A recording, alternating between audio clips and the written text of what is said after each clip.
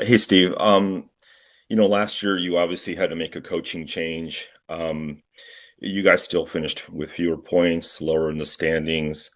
Um, Helena asked you about the pressure. I just wonder, in your talks with Chris Illitch, um, when you talk to him about, the playoff drought and everything you're doing still isn't kind of getting you to the next level, getting you to the playoffs, how much more pressure or urgency do you feel, especially this year, coming off a coach firing, to make the playoffs to justify keeping your job? Do you feel that urgency and pressure? If you don't make the playoffs this year, Chris might make a change.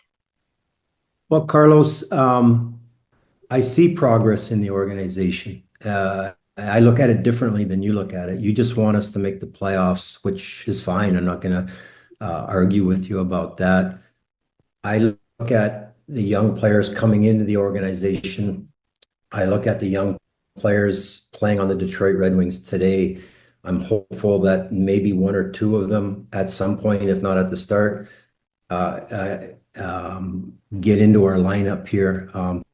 So at some point during the season, and we continue to build a young core that eventually is here for a long time and competes on a regular basis to make the playoffs. So that's what we're trying to do. Chris and I have spoken, and going back to when he hired me, that is going to take a long time, and we're going to be patient, and we're going to be, allow our young players to develop. We're going to rely heavily on the draft, and hopefully over time, these young players that we draft turn into NHL players. So how many years it's supposed to take? I don't know. Is it 4? Is it 5? Is it 10?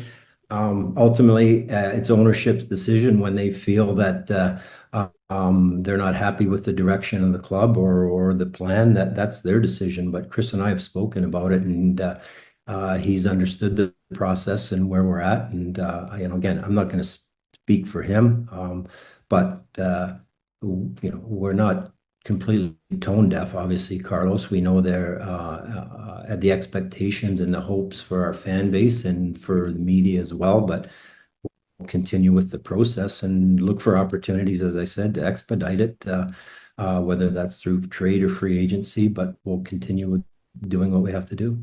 And ultimately, my job is to do what's right for the organization, and I will continue to do that.